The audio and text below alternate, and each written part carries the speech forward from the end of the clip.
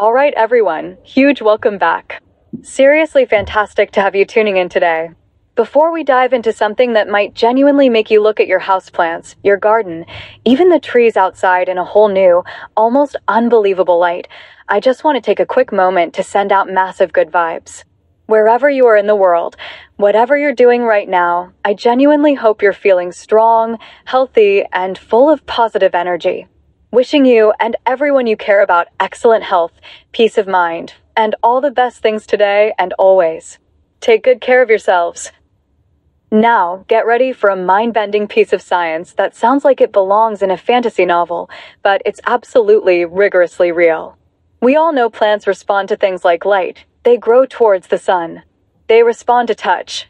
Think of the shy mimosa plant folding its leaves. They even respond to gravity. Roots go down, shoots go up. But what if I told you that growing evidence suggests plants might actually be able to hear sounds in their environment and respond to them? Yeah, you heard that right. Hear. Not with ears, of course. Plants don't have those. But in their own unique, incredible way, they seem to detect and react to sound vibrations traveling through the air or even through the soil. It's not about listening to music like we do, but about sensing the physical waves of sound and using that information to survive and thrive. How's that possible? What kind of sounds are they tuning into? And why would a plant even need to hear? Let's explore this fascinating, almost sci-fi-like frontier of plant biology. Imagine sound for a second. What is it really? When you clap your hands, or speak, or play music, you're creating vibrations, waves of pressure, that travel through the air. These waves push and pull on the molecules around them, creating ripples much like throwing a stone into a pond creates water ripples. Our ears are exquisitely evolved to catch these tiny air pressure changes, convert them into electrical signals, and send them to our brain, which interprets them as sound. Plants don't have ears or brains. So, how could they possibly detect these vibrations? The key seems to lie in their ability to sense very, very subtle physical movements and changes in pressure. Think about it. Plants are masters of sensing their physical world. They sense gravity pulling on them. They sense light direction. They sense when a caterpillar starts munching on a leaf, triggering defense chemicals. It's not such a huge leap to think they might also be finely tuned to detect the physical vibrations that are sound. Scientists have been exploring this idea for years, and the experiments are getting seriously intriguing. One famous set of experiments involved the lovely little mouser cress plant, a common weed often used in labs. Researchers played recordings of caterpillar munching sounds near these plants. Now, caterpillars are major plant predators. What happened next was astonishing. The plants that heard the munching sounds started producing significantly higher levels of defensive chemicals, like mustard oils, that are toxic or unpleasant to caterpillars. It was as if the plants were eavesdropping on the sound of their own destruction and ramping up their defenses before the caterpillar even arrived. They weren't reacting to being eaten. They were reacting to the sound of eating happening nearby. Other experiments have played different sounds, like gentle wind or non-threatening noises, and didn't see this defensive chemical surge. It seemed specific to the threatening vibration pattern of munching. But it's not just about threats. What about more pleasant or useful sounds? Think about water. Water is life for a plant. Some really clever experiments have shown that plant roots can actually grow towards the source of flowing water sounds. Imagine a pea plant seedling in a pot. Researchers played a recording of water running through a pipe nearby, but the plant couldn't actually see or touch the water. Yet, the roots began growing significantly more in the direction of that water sound. It's like the roots were listening for the vibrations caused by moving water, using it as a clue to find this vital resource hidden underground. This suggests sound could be another sense plants use to navigate their environment, especially in the dark, complex world beneath the soil where vision is useless. They might be tuning into the subtle hum and gurgle of water moving through soil or rocks. Then there's the whole question of music and growth. You might have heard stories or even seen experiments where plants seem to grow better with classical music playing versus heavy metal, or even versus silence. While this area is a bit more debated and harder to rigorously control, what exactly is better growth? Is it the sound or the vibration from the speakers? Some studies have shown interesting effects.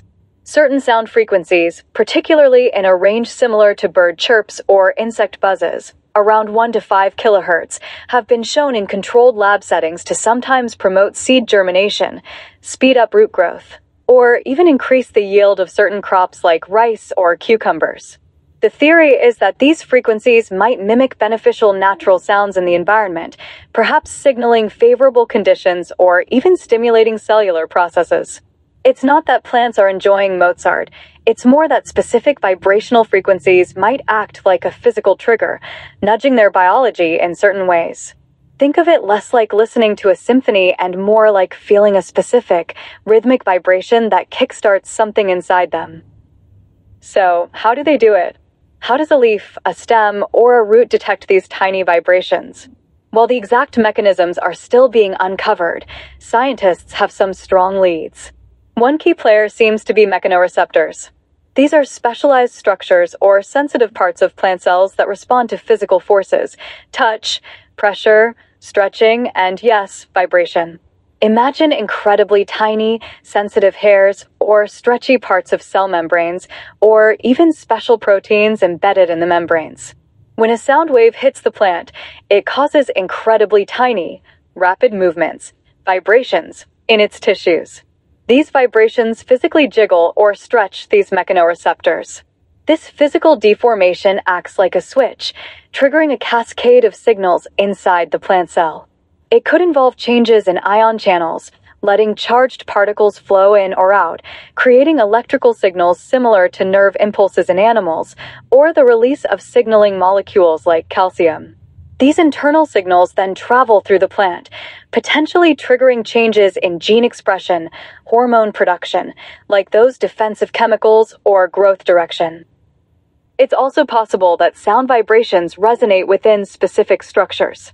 Think of a wine glass shattering when an opera singer hits just the right note. That's resonance, where the vibration frequency matches the object's natural frequency, amplifying the effect. Certain parts of a plant, thin leaves, fine root hairs, or even cellular structures, might naturally resonate at frequencies corresponding to important sounds in their environment, like buzzing pollinators or flowing water. This resonance could make the vibration much stronger and easier for the mechanoreceptors to detect at that specific frequency. Furthermore, plants are full of water. Sound waves traveling through air can cause vibrations on the plant's surface, which then get transmitted through the water-filled tissues inside, potentially carrying the vibrational signal deeper into the plant, maybe even down to the roots. Why would this ability evolve? Why would plants bother listening? From an evolutionary perspective, it makes perfect sense as another vital tool for survival in a complex world. Imagine being rooted to the spot. You can't run from danger. You can't go searching for food or water. You have to rely entirely on the information that comes to you. Sensing light tells you where the sun is for energy. Sensing gravity tells you which way is up and down. Sensing touch alerts you to physical damage or climbing opportunities. Sensing chemicals tells you about pests, pathogens, or neighboring plants. If you can also sense vibrations, sound, that opens up a whole new channel of information about your surroundings. Hearing the specific vibration pattern of a munching caterpillar gives you a precious head start to activate defenses before the chewing reaches your leaves. Detecting the subtle vibrations of water flowing underground could mean the difference between finding that vital resource or withering in a drought.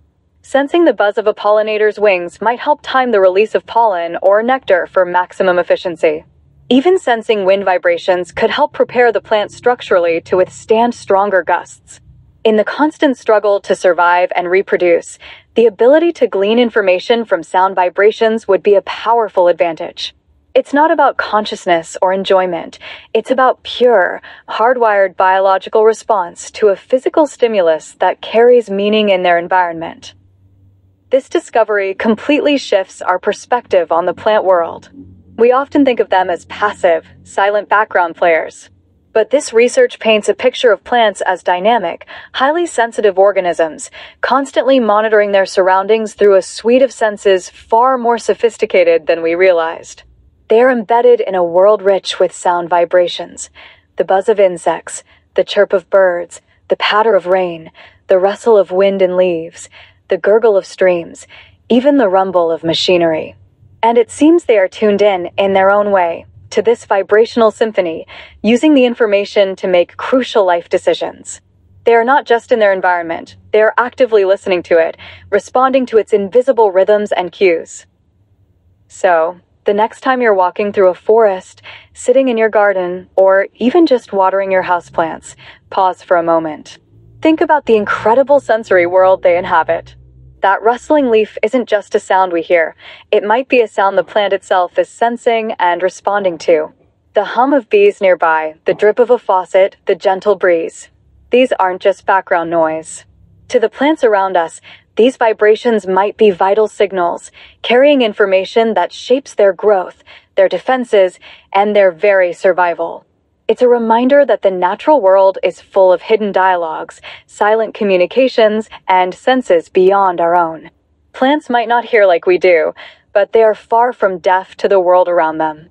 They are listening in their own, remarkable way. Stay curious about the wonders hidden in plain sight, stay healthy, and thanks for exploring this incredible sonic secret of the plant kingdom with me today.